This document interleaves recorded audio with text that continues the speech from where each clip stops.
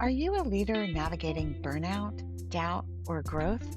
Welcome to the Ripple Effect Leadership Podcast, where intentional leadership creates lasting impact. Hi, I'm Jen Brown with my co host Hugo Rodriguez, and we're diving into real leadership stories and practical insights to help you lead with clarity, courage, and connection. Because we believe great leadership creates positive ripples at work and in life.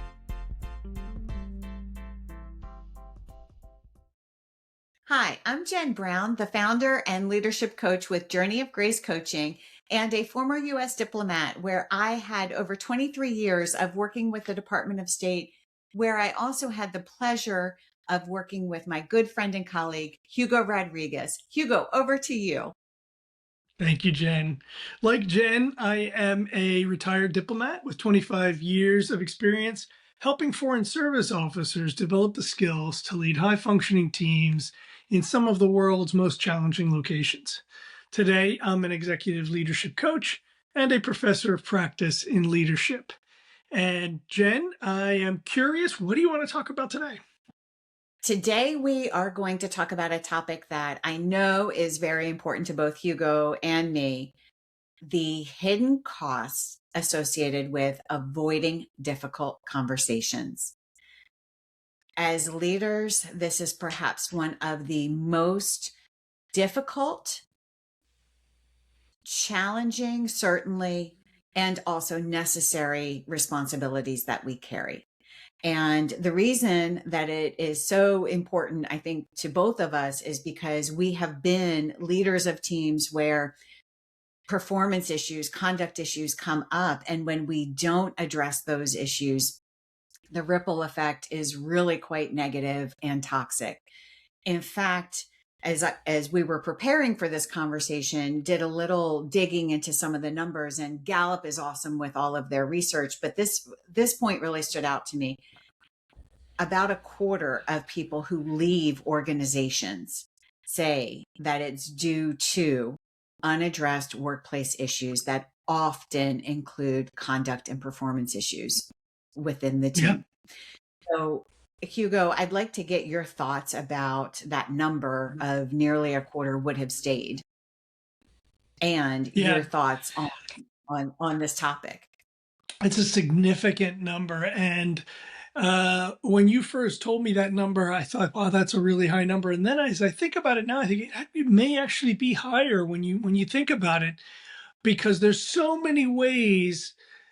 First of all, we're all humans, right? And leaders are humans. And the types of conversations and the types of actions that leaders need to take in these types of situations, they're hard, right? And it is hard to bring yourself to do it. So I know there are, so many reasons why you might avoid having these conversations, but it doesn't serve the leader, and it doesn't serve the person that needs to be the recipient of a challenging conversation. And it really doesn't serve the rest of the office, the business, the clientele, right? So, like, yes, I would say maybe 25% of people end up leaving because of an unaddressed issue, but the impact, I think, is much wider than that. I think it's probably having impact on sales. It's having impact on, professional development for the people who stay. It holds a company back. It holds an organization back, right? So, yeah, that 25% number is pretty shocking. But in fact, the ripples go out beyond that, right? I totally agree.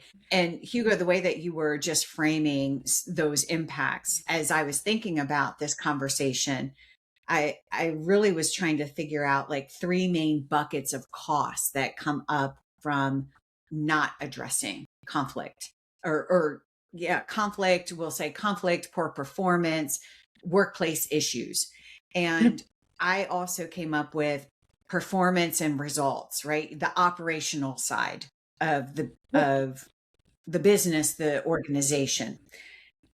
I came up with people and culture because of that ripple effect on the rest of the team and what not addressing those hard issues does to the culture of an organization.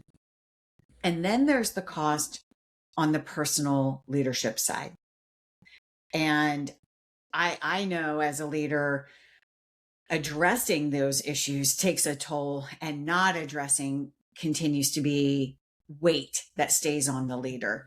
So, in various forms. And so, I was thinking that maybe we could start with the performance and results side of not addressing Sure. That sounds great. performance, conduct, etc. Yeah. And you know what you were talking about with the sales, right? Um, it's really when there are those, when we have people on the team who miss deadlines, who don't do work the way that it needs to be done, um, who are not accountable, who say, oh, it's 5 o'clock, I got to go, and too bad that this thing's due today. I'm not saying that we need to be working past 5 all the time, but right, these are the realities of the organizations where we work and where we spend our time.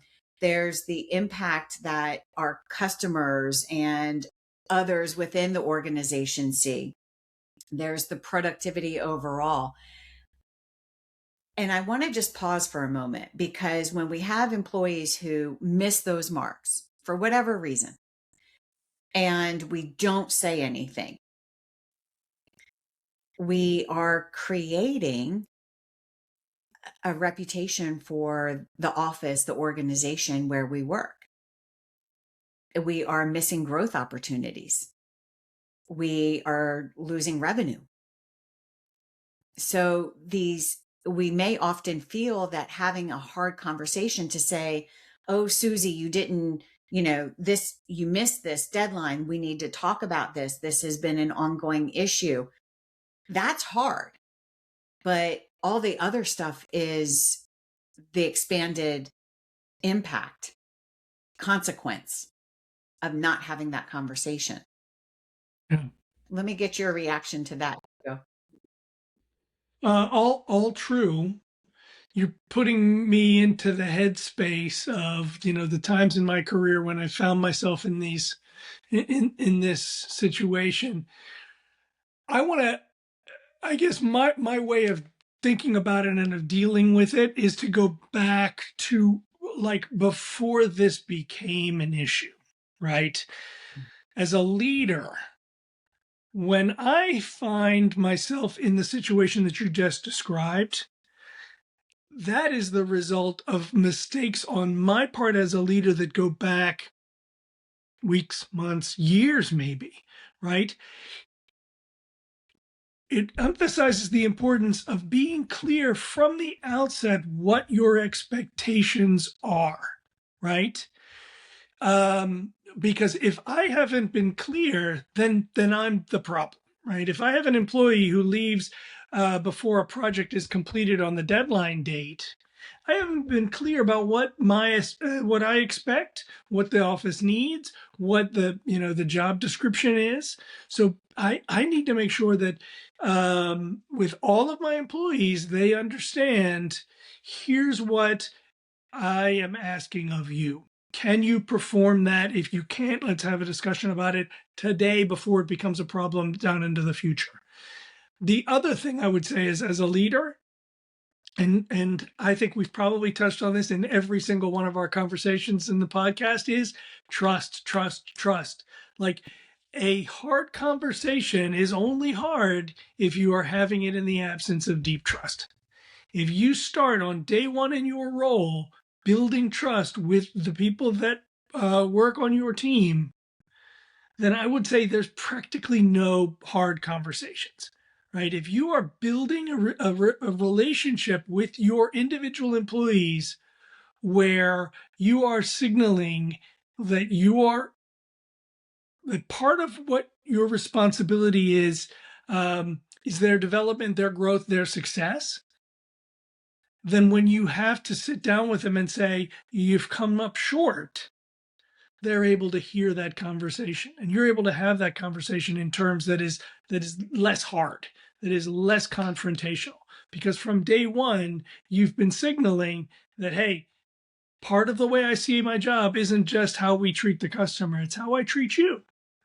Part of our outcome isn't the product, it is also your development professionally, right, within the organization. And so, if that is an understanding, and people know that I'm here at least partly to help them learn and grow and succeed, then these conversations become a less steep hill to climb. So when you were talking about what are the negative impacts of getting into that kind of situation, I go all the way back to day one in my role. Like, let me be both clear about what my expectations are, and let me be clear about my intentions vis-a-vis you as my employee. And start today to establish a baseline of trust and a baseline of expectation, so that fast forward to the day where you've missed the mark, we have a basis for having a conversation. Does that make sense? Oh, it totally makes sense. And I really want to add in here, it's great if you have that day one, you're coming in, you hire someone new, you can start fresh. But you also said start today. And I think that's the important message Sure. for leaders wherever they are. If you are that busy business owner, right, and you are in the midst of doing and you're not meeting regularly with your team members, that's number one. That those conversations of building Yes. trust, of setting expectations, and then scheduling weekly, bi-weekly, if you Yeah. need to, conversations for check-in points, because that's where the trust comes from. That Yes. is the forum to say, hey, I'm seeing this happening. Where do you need help? Where are you stuck? What's holding you back here? Why is this continuing to happen? In those times when I have done that, I've learned of employees who are going through difficult things at home, employees who feel way in over their head at work, who maybe need additional trainings, employees whose strengths did not align with the task at hand, Yep. right? And, but Can I I add would, another one before you move on? Before you move yeah. on, there's another one that is, one of the ways this first, like, my eyes opened up to it was I spoke or had one of these one-on-ones with an employee who was saying, um, so and this other coworker in the office isn't giving me what I need to succeed. Mm, And I can, if I'm ignoring that warning sign, that becomes like it goes from being just a small pebble in your shoe to becoming a full blown blister. And then it's like then eventually you move and it has to be an amputation. But if you are having those conversations as you're just talking about, you can see when it's just starting. And then you can bring those folks together and say, let's make sure we're all on the same page. This is what employee A needs. This is what employee B needs. I need you guys to work together. How can we, like, you're solving problems before they become big problems. I'm sorry to interrupt, but that was another one that, like, those little oh, regular well, check-ins will give you a heads up on things long before they become a big issue. so that brings in, right, that other cost of the hidden cost, the effect on the rest of the team and the Mhm. culture. So having those regular check-ins where you're learning all of that information up front. If you have not been in a culture where you have been doing that, then the need to start is now, because what happens, right? These all tie together. These three buckets all tie together. The ripple becomes out, it rolls out to the rest of the team. It has an impact on the workplace culture. It has an impact on the reputation. It has an impact on the leader for what you end up being stuck with, either in terms of fixing work or having multiple ongoing personnel issues at that point. But I want to go back in a little bit more on the deadlines and the performance side of it, because when we do have these conversations with employees and we say, hey, you're missing the mark, right? Or not necessarily in those words, but I'm noting this pattern that's happening, and what do you need, and we are trying to work through training or resources, or getting the people in the office to share what is needed to move that project forward. Ultimately, if this continues and we get to the point where the person's not the right fit, then we have some options, right? The employee might come to that option, to that realization himself, herself, and say, hey, this isn't the job for me.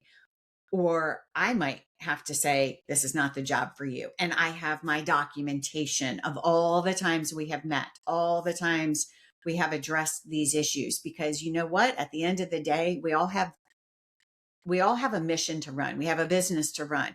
And that does become about the bottom line. So while we're trying to take care of our people and grow our people, we can't we can't just ignore the rest of the organization that's there. That's So right. having our ducks in a row, that paperwork documented, truly from a place of trust, trying to build that employee. But if we need to get to that hard line of we need to cut our losses and go our separate ways, then we've done what we need to do.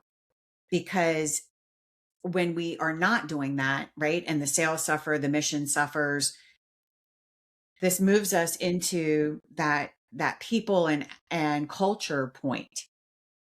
I want to go back to what you said, Hugo, when the person said to you, so and so in the office wasn't giving them what they needed. What did you do next with that? So I think there are three things that you have to have when there's a hard conversation that's going to go down, right? You mentioned documentation. That might be the fourth thing I would add. But the three things is, one, you want to first of all separate the person from the behavior. So you're going to have this conversation. This is not about personally indicting someone. You don't say, you are messy and don't pay attention to details, right? You don't put it on them personally. You talk about a behavior, right? So I noticed that you the paper that you gave me had a whole bunch of typos in it, right? What happened there, and what was the what can we do to make sure that when you give me when you pass a memo to me, it's clean, right? You're talking about behaviors, not about, hey, you're a sloppy person, right? So separate the Right. person from the behavior, and we're talking about behavior. The second thing is you need to be specific. The memo you gave me yesterday had a whole bunch of typos in it. Um, and I know you are capable of giving me clean paper. What happened there? So it needs to be specific. And the third thing is it needs to be recent. So don't wait a week, 2 weeks, 3 weeks to have this conversation. When you see something that isn't working, you have that conversation as soon as you can after the actual incident or the failure, right? Those three things. And then, as you mentioned, like before you have that conversation, you probably want to jot down some notes so you have kind of, all right, this is the way, these are the things I need to address. This is the behavior. This is how it shows up. This is when it happened, and this is specifically what happened. You have all of that in a script. You don't have to hold the script when you're having the conversation, but you have gone through and you know what points you want to make. After the conversation, you pull that script out of your desk and you email that person and say, thank you for the conversation. Here are the things I wanted to make sure came across in our conversation. And here's what I heard you say, that we are now on the same page, and here are our current expectations, and this is what I hope to see going forward. Right. So that is the documentation you talked about. To go back to the case that you asked me about, the individual who, when I sat down to have my biweekly call discussion with her, in this case it was a woman, she mentioned the problem she was having getting her job done because of inputs from a coworker. So I said, okay, this clearly, I understand how this is going to be problematic for you. Can we talk about specifics? When did this happen? What happened?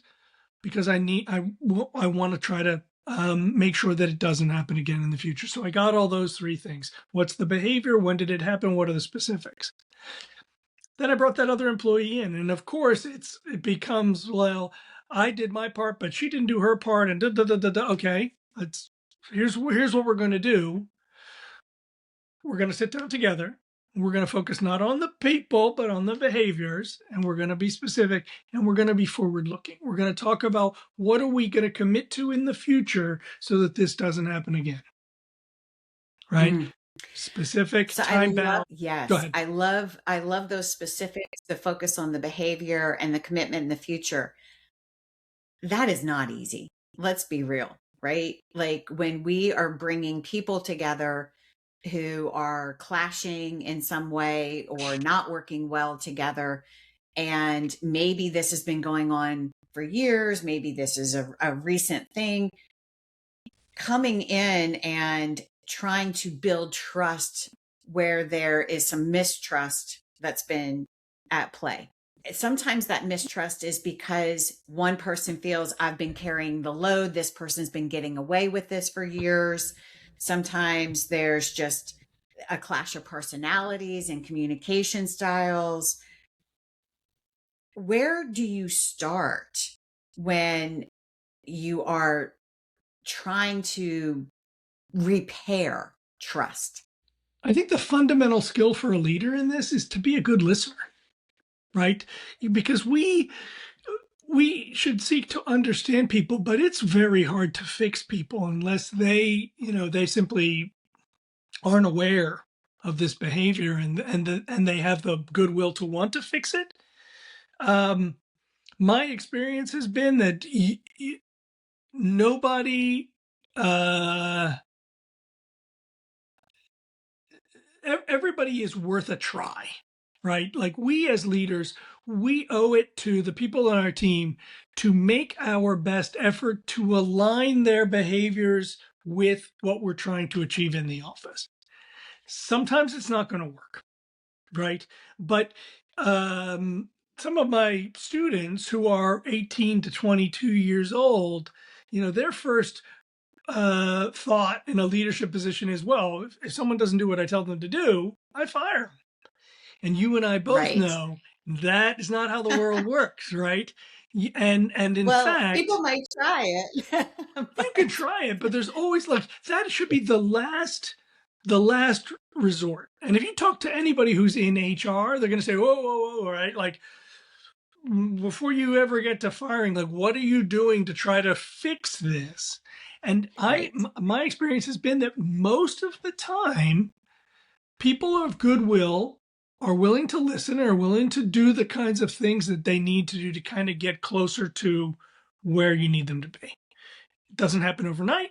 You rarely turn a sow's ear into a silk purse, but you can move them in the right direction. And often the organization is going to prefer that to the huge expense of firing someone, going out on a search, replacing that person, bringing them in, training them up. I mean, we're talking time and money, the two things that are in the hardest to find. So it is on us as leaders to do everything we can before you actually get to that. But if you have to start by, look, I'm not coming in to fix you. Let me just show you where, like, how your behavior is coming across and what my expectations are. And I'm willing to work with you. Let's see if we can make it work. Now, sometimes it does not work. And go ahead. I mean, that is, I think, where kind of the rubber meets the road for a leader I when totally it doesn't agree. work. I mean, when you are dealing with teams who've been working together for a while, or even new teams where just a new person to the team doesn't quite mesh with someone, this goes back to what you said earlier, Hugo, setting the expectation. I expect a professional work environment. You two may not, or multiple people here may not be best friends. You may not hang out after work, but the expectation within this office is respect. We will assume the best of intent until proven otherwise, right? And we will be clear and responsive in how we are working together. Yeah. Because at the end of the day, that mission, that purpose is what is supposed to be the unifying fact. for all of us to be in the same Yes. place anyway.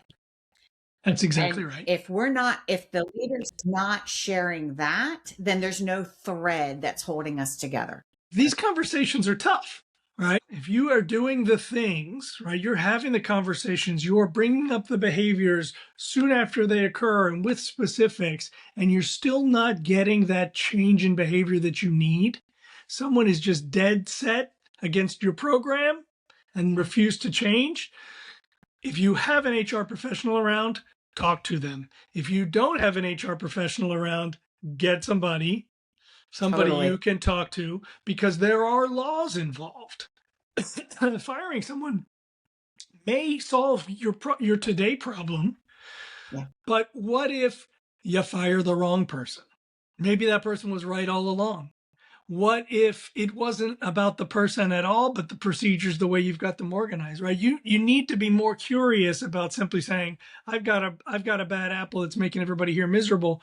There's probably more going on to it than that. Be curious, ask questions, be a good listener. If you have their trust, you can say, how's this working for you? Are you happy coming to work every day? Because you don't seem happy. Right. They may be they may be acting out because they know they're in the wrong place doing the job that's not suited to them, in which case maybe you part amicably. Maybe you say, how can I help you find a job that's going to better align with your skills and what you want to do in your life? And these, as you said, right, all of these conversations and then the back end work take the leader's time. But here's the piece that I think we often don't think about. When we don't address the conflict, the performance, and it does spread, it now involves a couple people on the team, it starts impacting the culture. I know for me, I worked in an office, had some challenges, did my best where I could to shape, right? But I had a person who was struggling a little bit. Uh, there was an impact on me personally as I was trying to fix that work and keep things moving. But there was the more important piece was really the impact on my team and people who felt that they were taking on more work. There was some resentment building, kind of became a culture thing. We had to dig a little deeper on how best to align workloads and keep people strumming along because all of a sudden the chatter, right, that starts within an office starts to spread outside of that office, whether with customers, with other colleagues, depending on the organization. And now you have a reputation issue.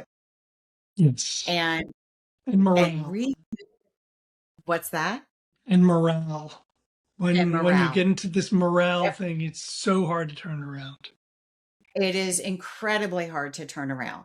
So the leader ends up spending not just time in doing the person's work, right, where you have the challenge, but now you're spending all this time trying to fix a reputation and bring up morale. And then there's the opportunity cost, like looking into the future. Where are those opportunities in the future that you're not working on anymore because you're so stuck in the present, just trying to keep things humming here and under control.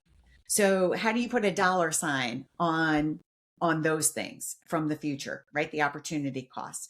So I feel so strongly about this just because I know the personal toll that it takes on a leader when you have performance issues and and people issues and you spend all your time on those issues and the work still has to go forward and somebody's got to do it. As you said, Hugo, that becomes the leader's job. Oh boy, let me tell you, it's so true. So what I hear you saying is, as hard as these conversations are, they are a lot less hard in context than putting out all of the fires that are going to occur because you don't have these conversations. If you don't tackle this head on and quickly, beware, because you are buying yourself a future full of pain as a leader. Right. That's right. And as you mentioned, the That's right. three buckets of where this is going to impact you as a leader, it's going to impact your team and the culture, it's going to impact your reputation beyond the office, beyond the business. And I think we have both found that we put off having a hard conversation because that's human nature, right? Like it's sticky and it's uncomfortable, and um, I don't want to have to deal with this. I already have a full plate. But Right. if you don't tackle it, and don't tackle it as soon as you kind of see that it is an issue, you are really going to sideline everything you're trying to get done. 100%. And something else that comes to my mind, and I know I wrestled with this in various places in my leadership journey, the importance of cross training people and making sure that you have more than one person who can do a particular function. And that can be really hard, especially in smaller businesses. And I totally get this. But here's what happens. Say you get to this conversation point, right? And you and the employee in question determine this is not the right fit, and that person's gone. Well, then you, as the leader, are you even equipped to do that particular function? Is anyone Mhm. else on your team equipped? Can you outsource it? Um, those are things to consider. It's redundancy within the organization overall so that there's not an inherent risk. And, and if we could talk just a little bit about that cross training thing, people like variety in their work. They may not like getting out of the comfort zone of doing the same thing every day, but it is refreshing when you get to learn and grow, and people prize that in their careers. If you can build a situation within your organization where that cross training, that chance to develop new skills, that chance to sort of learn something new about the business is part and parcel of how we do our jobs, you'll find people buy into that cross training. A lot of times it's just about finding the time to do it because it slows everything down. But that goes back to what you said in the beginning, setting the expectations up front. This is Yeah. what I expect from the team. And when you prioritize growth and training as part of the culture and setting clear expectations on this is what I expect in terms of professionalism and communication conduct within the office, workload quality, then everyone hears the same message. And accountability doesn't feel so overwhelming at that point. Yeah. No, it feels like being part of a team. It feels like, Right. hey, we all reach for, exceptional efforts, right? We all reach for excellence. Can I just tell you a really interesting situation? I can't really recall all of the specifics, but I will tell you my daughter just started a summer internship, and kind of a bit of a pig in a poke, right? She didn't know what she was getting into. She spoke with the owner of the business. He invited her to do the internship. Um, but it's not in a business that she's ever worked in before. It's completely out of the blue. And so she didn't know what to expect. Day one, she sat down with the owner, and he laid out, a lot about expectation, but also a lot of that conversation was, here's how I am investing in you. Here are the things that I hope you get out of this experience. And it was not, I hope you learn how to file alphabetically. It was, um, here, I want you to spend the next couple of hours thinking about, where do you want to be in 5 years? Where do you want to be in 10 years? What skills do you want to build? And then they got back together after she did all of that exercise. And he had it very specifically laid out what he wanted her to do with that time. And they got back together. He listened. He proposed some ideas. He offered some ways he could help her get those skills. And it helped him sort of say, okay, this is how we're going to lay out your summer internship. Here are the things you're going to do. Here's here's Wow. my vision for you. Oh, when she told me about this, I wanted to cry. I was like, "This is the greatest! Like, you don't understand how rare that is for a summer intern, like an unpaid summer intern, for Oh, the for the owner to invest in your kind of professional development and growth that way. Amazing, right? I love this. Kudos. Huge shout out to this owner. Hugo, can we maybe get this owner on the podcast? I'd love to tap I into. would love to, yeah, for sure. Um, just and it made and me, here's a there are people calling out to there all doing owners. this. Yeah, Yeah. So here's a shout out to all the leaders who are doing this. And for those who are feeling stuck in where they are, feeling like, wow, I'm so overwhelmed right now. I can't even think of adding all this in. That that is unfortunately a very common place to be. So you're not yeah, alone in that.